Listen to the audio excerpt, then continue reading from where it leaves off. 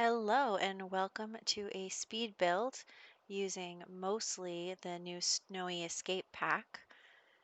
I could not help myself, bought it right away, and then immediately started building a rental home for my current legacy family to go stay in.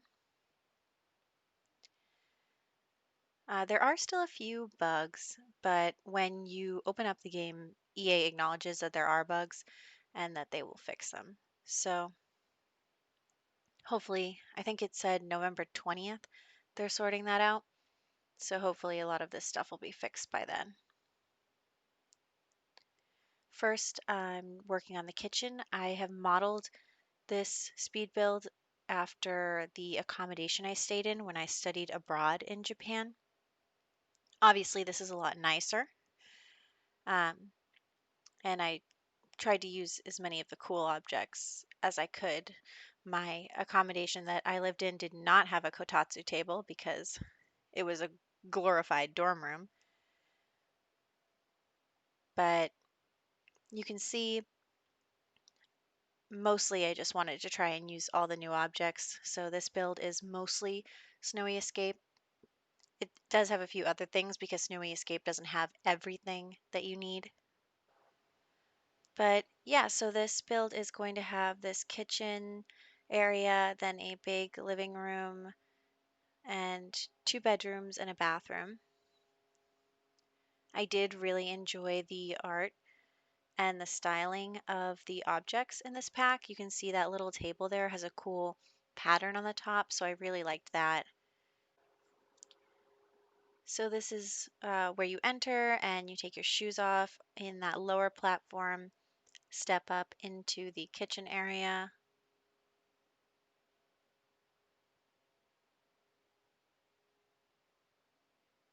And I was just trying to find some decorations. A lot of the decorations are either really big or really small. Like there's one really big plant, and then all the other plants are kind of table plants. But I did like how you can put things on the shelves of these cabinets. That was really cool. So I don't know if there's any other cabinet. There are other cabinets with shelves, but I've never tried to put anything on them. So who knows if that's not a new thing, and I'm just amazed by it late. So I put a shoe rack there. Snowy Escape actually didn't come with a shoe rack, which surprised me because it does come with the feature of being able to take your shoes off when you enter. So I just put the whole house down a level, and it is different than the place that I stayed in, obviously, because it's a standalone house. Where I stayed was more like an apartment. And I also had to change the layout because the place that I stayed in didn't have a living room per se.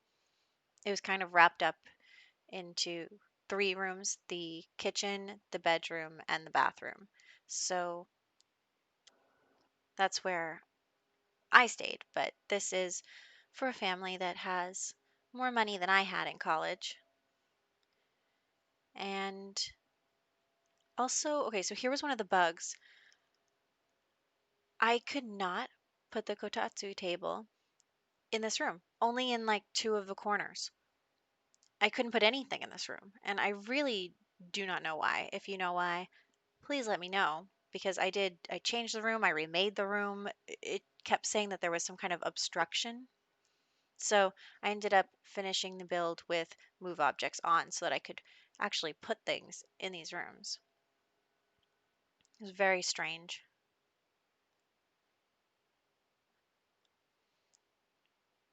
So I put the kotatsu table in the living room because those are fun to sit in and hang out and watch TV and do whatever. So also had to use the hot pot. I think that's so cool. I can't wait for my Sims to get their hands on him.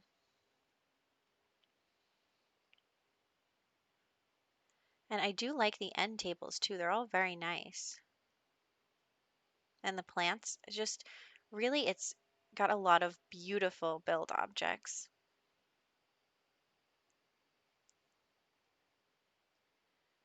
So I just put another chair, a couch, and there'll be a TV coming up. Used the Tiny Living TV because it's multi-purpose. It's the bookshelf, a radio, a TV, and I think that that is definitely something that you see in Japan where they, everything is pretty multifunctional. So I'm just scooting things over so I can put doors there. That little hallway will lead to the bedrooms and the bathrooms, or bathroom, two rooms though, because yes, the toilet is in a separate room. We are going to start on that right now. I tried to use as much of the snowy escape pack as I could, so I reused a lot of the lights. That was the only big light, was that overhang one. So now I'm working on the bathroom, and I mean, obviously, my experiences in Japan are not the same as everyone else's experiences. I stayed in Kyoto for my study abroad, and that was amazing. I mean, it's so much history and it's so beautiful there. But I haven't explored all of Japan, though I would like to go back. I did not get to go to Tokyo because I was one of those students who could not skip class, and the only way I was taking the 6 hour, 8 hour train ride to Tokyo was if I was going to be able to skip school, and couldn't bring myself to do it. One day, when I go back, I'll see it. But in the bathroom that we had, there was a shower outside of the tub, and then the tub, and also the laundry was actually in our bathroom as well. So I'll be putting a washer dryer in here momentarily. And then the toilet itself was in a separate room. And actually, it was tough because the toilet was in that room, but the sink was in with the shower. So that was actually something that was hard for me because I would use the bathroom and then need to wash my hands, but I'd have to go to a separate room to wash my hands. So there were some toilets that had like the attached sink on the toilet, and I'm not really sure if using a bidet means that you don't have to wash your hands, but I can't confirm that either way, so I did go into the other room to wash my hands. Also, with platforms, hanging objects, you can see here, was a little more difficult. I would try to hang like the bathrobe, but it would be into the floor because it was trying to hang it on a normal wall height without a platform. So I didn't actually end up hanging toilet paper or that stuff on the walls because of that bug. And I couldn't use the keys to move it up and down, so that was tough. Like I said, probably all these things will be fixed soon, but I just could not control myself. Immediately bought the pack and needed to build in it. So I'm putting the double bedroom right next to the bathroom here, and then I'll put the kids' bedroom off to the side. I did make this rental home with the legacy family that I'm currently playing in mind, which is 2 adults and a child. So probably in my next Let's Play video, I will be having my Sims rent this place out and stay in this world. Hopefully, check out some of the new gameplay, which is really exciting.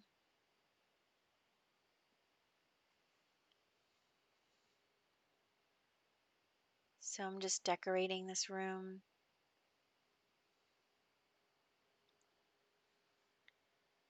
there were a lot of different wood tones to choose from, so there are some differences in some of the rooms, but I thought that it was really fun.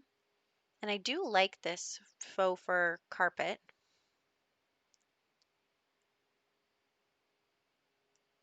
And I was just thinking about things that I could put in to this room to make it,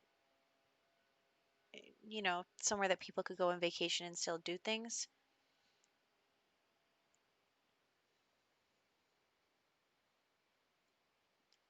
And this is the only empty lot I think in the world, so that's the lot I was building on.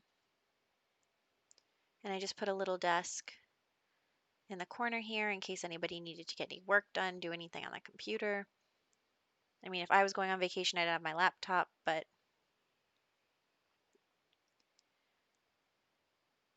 I don't know. It comes with a computer. So, also, I noticed here's another bug. The move house tool does only moves what is on a current platform. So I had to change the entryway to the same platform height as the rest of the room in order to move the whole house like that, which was kind of annoying because then I had to make a new room again and fix the platform, put it back down. I also love the covers for these beds. I love that it's different. And then I put a little poster up for the kids' room.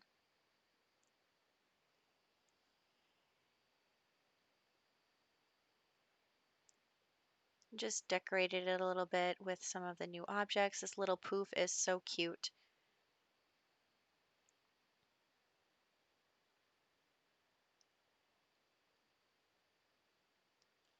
And I used one of these dividers here too, mostly because I had the space and didn't know what to do with it.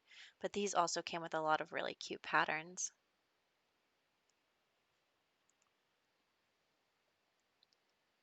And then I changed it to a rental because I almost forgot to do that. I decided to make it a standalone house. Like I said, where I stayed was more of an apartment, but I didn't want to build an apartment building, and this was easier. So I put a little, snowboarding, skiing rack out front so that they would have somewhere to put their things when they come back from the slopes. And then windows. It's actually kind of funny. The place I stayed in had one window, so deciding where to put windows was interesting. And used, they have two different of the same window, but one is kind of a privacy window and one isn't. So I tried to use the privacy windows on the places that would be exposed and the non-privacy windows on places that were, facing nature and not going to be, someone walking by wouldn't necessarily be able to look in the window.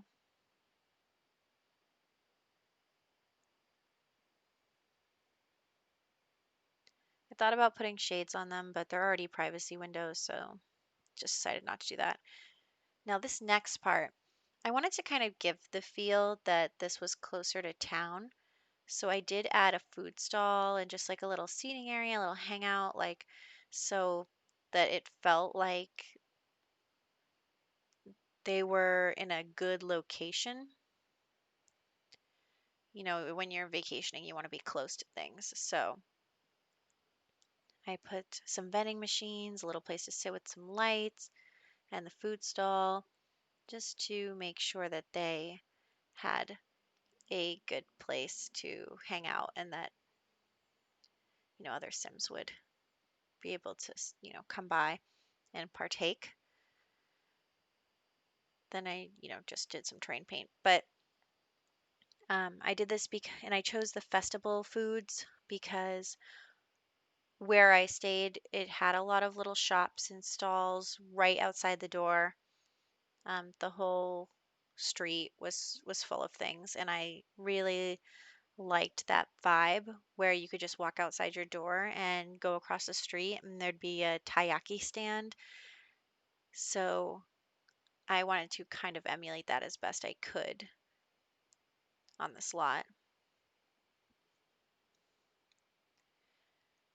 I definitely ate too much when I was in Japan. So, you wouldn't think most of the real food is pretty healthy with the rice and the meat and the vegetables, and that was all great except for the part where I would always like go buy a parfait or um they had ice cream everywhere. There was just dessert central. It was awesome.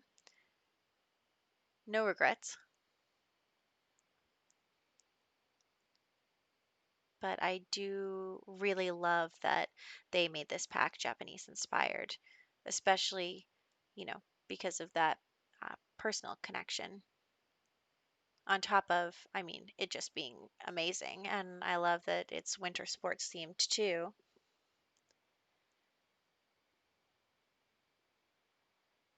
And I think that it's really cool. Now in the build, working on the roof, could not decide what to do with the roof because, frankly, I have no idea what the roof of the place I stayed at looked like. So I just kind of copied what other people were doing and put like a platform roof. So that was cool. I'm not a huge roof person anyway. I'm not good at building roofs. So just in this little place, there's a pretty basic roof, but I'm going for a little more modern. Maybe I'll do a more traditional build at a later date. But for now, this is what I came up with. I didn't actually use any of the trees because they were kind of large, and I wanted to leave that back path open for Sims that were passing through, so I think that it turned out pretty well. And then we're just gonna take a quick little look-see at everything. But in my Let's Play, we'll be going here, so if you want to check that out, I will catch you there.